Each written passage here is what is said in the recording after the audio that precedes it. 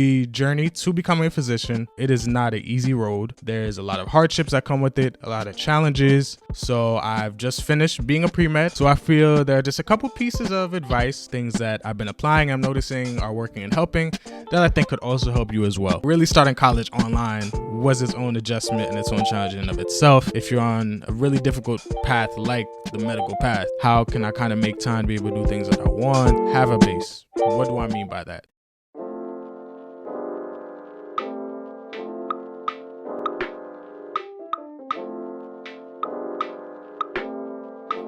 Hey, my name is James Charpentier, and welcome to Less Than 3%, where we talk about healthcare, my journey to become a physician, and really anything from the perspective of a Black man pursuing medicine.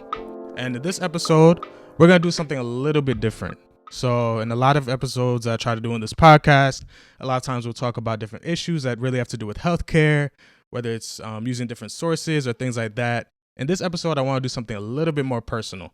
So just to give a little bit of context to it, the journey to becoming a physician, which is one of the major parts of what this podcast is about, is definitely a long-winded journey. Really, anyone along that path can definitely attest to the fact that it is not an easy road.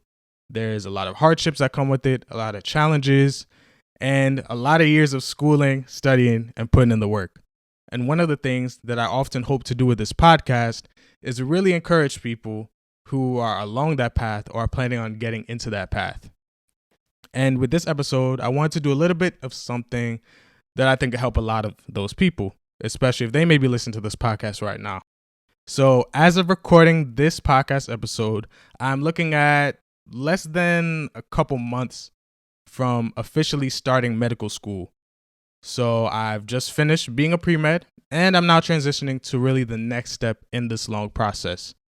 And so in this episode, I felt one thing that I could definitely do was really just help a lot of people who maybe are going through that pre-med process or are about to start it.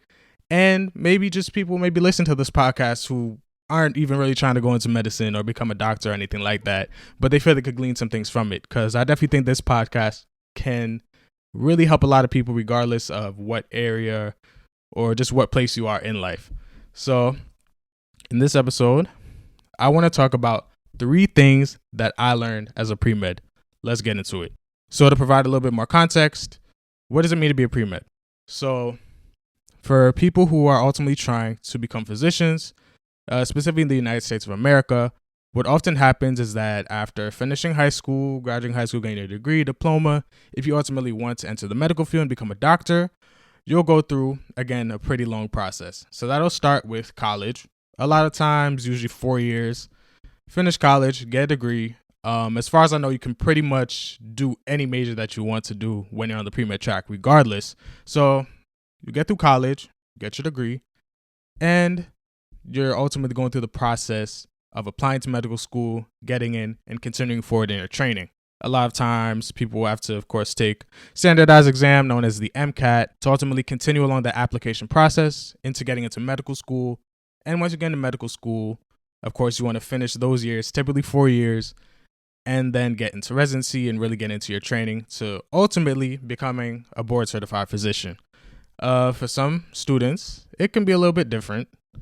For instance, I've just finished undergrad in 3 years, and you often have programs such as BSMD programs or accelerated programs where students will often go through the college and the medical school process in a little bit shorter time, where that's 5 years, even 6 years, 7 years. And so that can be a little bit of a variety in terms of going through that process. I'm currently on a little bit of a shorter track, so it definitely comes with an amount of academic challenges of really being able to push through and continue to try to achieve success in school as I'm going through this process. And so after really giving that overview, what do I want to talk about in terms of 3 things that I learned as a pre-med? So I feel there are just a couple pieces of advice, things that I feel like I picked up, things that I'm even learning now, things that I've been applying, I'm noticing are working and helping, that I think could also help you as well. So with that being said, here's the first thing. And so the first piece of advice that I want to give is be prepared to grow. Be prepared to grow. What do I mean by that? So as I already kind of brought up, the process to become a physician, the process of going through school, the process of continuing to study and apply yourself, it comes with a lot of challenges. It comes with some adjustments that you'll need to make. even just taking a look at the college process and just going through undergrad, there's a lot that comes with it, whether it's dealing with a large number of different professors, whether it's dealing with different types of courses you may not have taken, different learning styles, different teaching styles. There's always going to be plenty of challenges that come with it. And so definitely expect that you're going to grow from these different challenges. Don't just go through the entire college process just trying to get through it. Don't just try to go through it, but try to really grow through it. See what you can learn from the experiences that you go through. Because I can definitely say, looking back in hindsight, there are definitely some things I've learned. And of course, as this episode goes forward, I want to continue to lay some of those things down to you. So the first thing is definitely be prepared to grow. I can definitely say from my own experience, coming into starting college and also being part of the pandemic class. So really starting college online was its own adjustment and its own challenge in and of itself. It came with, of course, not being able to connect with classmates as much or physically. It came with not necessarily seeing teachers in person. So that's something in and of itself. And then also having to go through all the different intro college courses that you often take, especially on the PreMed track, like bio and chemistry and physics. And so it definitely came with a lot. And then getting into my second year, starting to take more medical courses, then came with another set of challenges of now adjusting to material being a little bit different, a little bit more difficult. And so there were a lot of those adjustments that had to come with it. One of the ways that I was able to grow is I learned how to really study more effectively and really apply myself to that in ways that definitely cater towards my learning styles and would help me really be able to understand material and different difficult topics and things like that. One of the things I can say in terms of adjustments, making use of the resources I had available to me in school, like having tutors and really getting tutoring for some of the more difficult courses that I would have throughout the years. Being able to meet with the learning specialists, just having people that could help check up on me and could really help me push forward in terms of how I was learning, how I was processing information, and just really becoming a better student. So I really say all that to say, definitely be prepared to grow. Definitely be prepared to make adjustments where it's necessary, and definitely know that you can do it because many people have come before you and done it. So if you're going through that process, no, you can definitely do it. Just keep going. With that being said, let's get into the second one. So the second thing I want to talk about is build a system. So this really ties into some of the things I already brought up, whether that's getting tutoring, whether that's really learning how to adjust your learning styles and things like that. And one example I can give in terms of this is one of the most crucial adjustments that I made in really going into college and going through undergrad was having a schedule. So I can definitely say that as a piece of advice, try to have a schedule if you can make that work. One thing I learned to set up was building a block schedule. So I would just have things set up from Monday through Saturday, really just write down every single hour of those days. And whether it was me having class at 9 a.m., I would fill that into one of the boxes and say, okay, 9 a.m. to 10 a.m. or whatever time that was. This is this class. Then if I wanted to schedule a break and just to eat and stuff, I would schedule that. I'd put, an hour block to do that. One of the things that having a learning specialist helped with was really being able to see the different ways that I can study and apply myself that helped me understand material. So if it was, okay, let me do some practice questions for this class, then I'd write that in, put that for like 2 hours. If I wanted to just watch some videos and see if that could help me learn some material, I would do that. And just really learning how to rearrange things in a way that worked for me, that made sense, and helped me to really stick to it. And one of the challenges that can even come up is wondering, especially if you're on a really difficult path like the medical path, how can I kind of make time to be able to do things that I want, or, will I be able to have fun and all these different things? Because that's also another part of the college experience as well. And one of the things that I had an upperclassman tell me, which was super duper helpful to my process, was really just that, hey, you can have the time to do the things that you want to do so long as you learn to manage your time. If you can manage yourself well, you can find time to do things that you enjoy doing. For me, whether that's being around friends, getting to just chill with my family, my church community, just doing things that I really enjoy doing and really just help me in terms of not just as a student academically, but in terms of my mental health, in terms of all these different aspects of my life that are important. One piece of advice I can definitely give is just, as long as you're able to manage your time well, you'll have time to do the things that you need to do as well, and to also fit some of the other priorities that you might have. So I'll definitely say, have a schedule that helps. Find things that allow you to build a system and just stick to it. And I can definitely say in my last year, I was able to really start to see some of the results of having a system that works and being able to find my groove in terms of studying, in terms of managing my time. So definitely learn to apply yourself in that way, and that'll help you a ton. And that segues right into the third thing and the last thing that I want to bring up, and that is have a base. Have a base. What do I mean by that?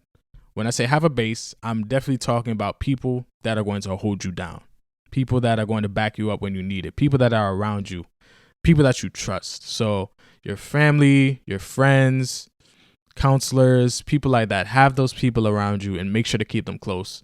Definitely one of the temptations that I can imagine a lot of us can go through in going through a path that's as difficult as medicine is kind of maybe think you have to have your head just in the books and maybe forgetting about the people that you also have in your life. You definitely want to make sure that you have people that are there with you, because this is not a process that you want to do alone. So definitely don't do it alone. There's going to be times that can be more difficult, that can be more discouraging, and you want to make sure that you have people that you're able to lean on for that support and for that help and for that care. One thing that I definitely learned to value throughout my time in undergrad has been my family, trying to make the time that I can make to be around them, friends, things like that, and just really making sure that you schedule your time and your priorities in a way where you're definitely looking at things holistically. So you're not just looking at yourself as a student, but ultimately as a person, knowing that there are different needs that you're going to have. There are different things that are going to come up during your time in school. And so you definitely want to make sure that you're prioritizing people in your life. Another example I can give for myself, as I mentioned, counselors can help. So having, whether it's therapy or counseling or things like that, definitely things you want to watch for. You don't just want to, again, focus on school. Make sure your physical health is, intact. Make sure your emotional health, your mental health, all these different things are also intact. So make sure that you're taking care of yourself holistically.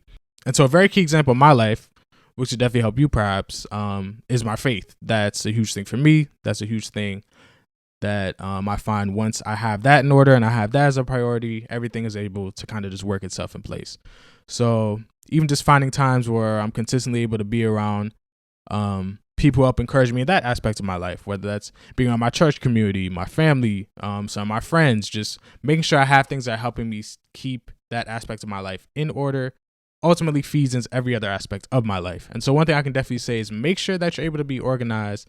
I know I'm kind of stressing this a lot, but make sure that you're organized in the different aspects of your life that come with it, because you don't want to fall into a trap of just thinking of yourself as a student, because that could potentially lead to things like burnout.